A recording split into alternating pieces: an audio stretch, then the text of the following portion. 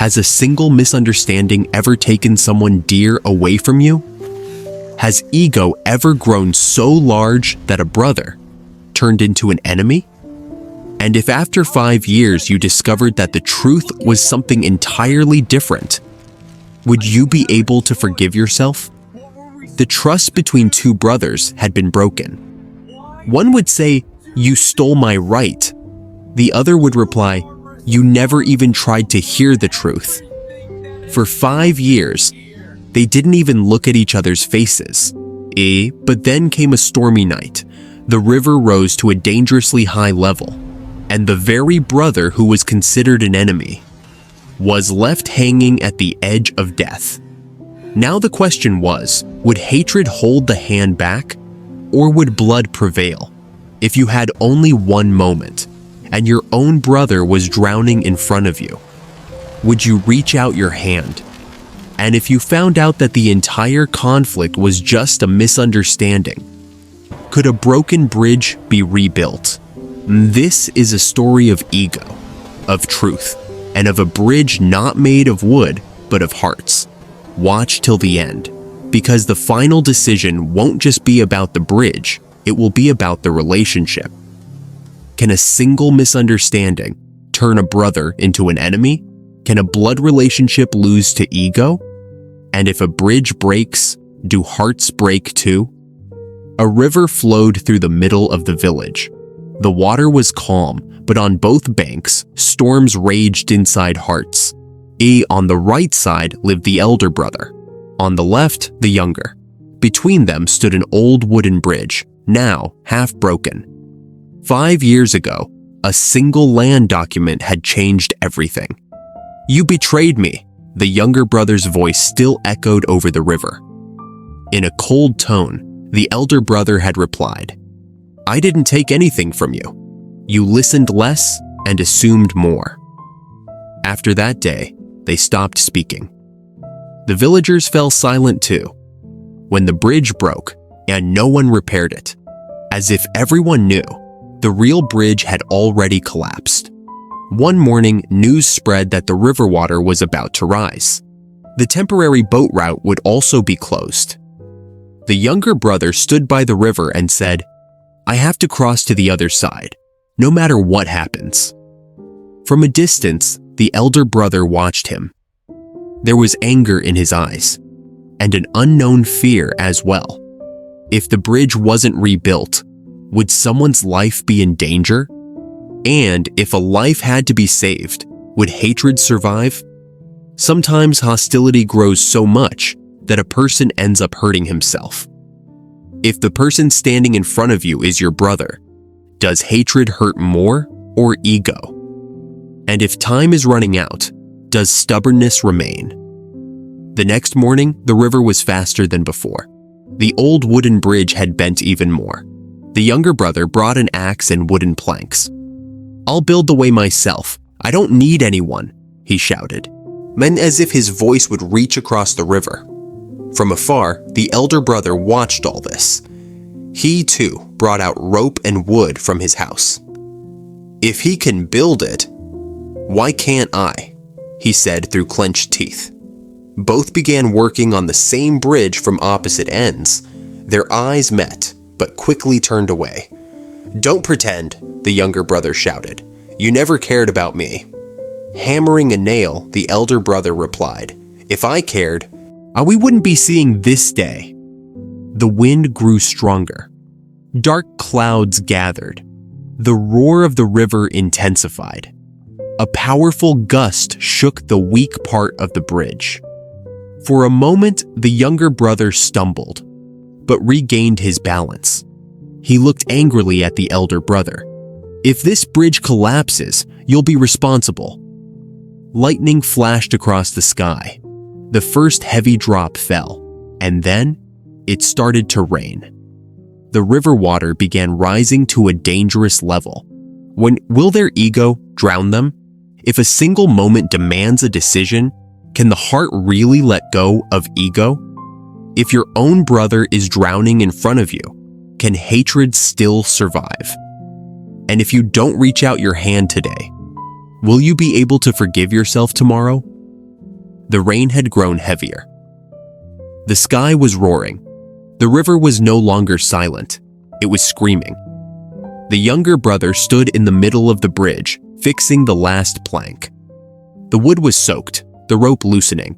"Wait, I don't need your help," he shouted over the sound of the rain. The older brother stood at the other end, his hands frozen, his eyes locked on a single scene. Suddenly, the weak part of the bridge shook violently. "Stop!" the older brother shouted instinctively. But it was too late. The younger brother's foot slipped. He fell to his knees, half his body dangling off the bridge. Below, the raging river, ready to swallow anything. "Brother." For the first time, the word left his mouth without anger, only fear. Something broke inside the older brother. 5 years of hatred, shaken in a single moment. "Give me your hand," he yelled, running toward the dangerous edge. The bridge trembled. The wood creaked. The younger brother held the rope with one hand. The other hung in the air. If this hand slipped, everything would be over. The older brother stretched out his hand. But would he catch him in time?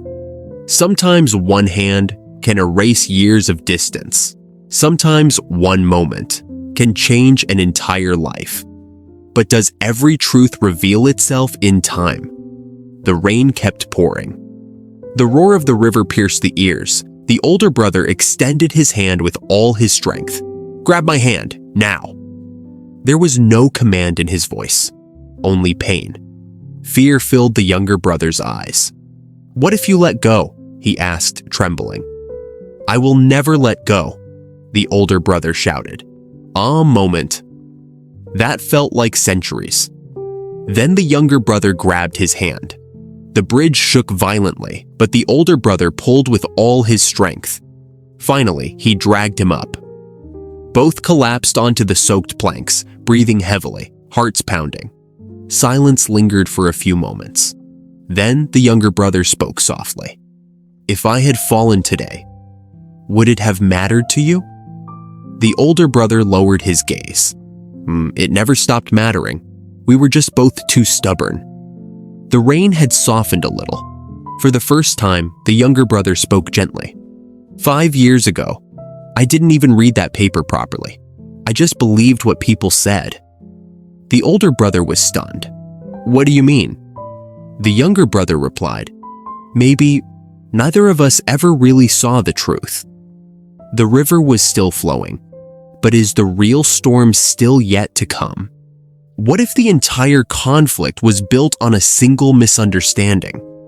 Can years of hatred shatter after hearing one truth? And if the truth comes late, can hearts still forgive?" The rain had stopped, but the bridge was still trembling. The two brothers stood facing each other, their breathing slowly returning to normal.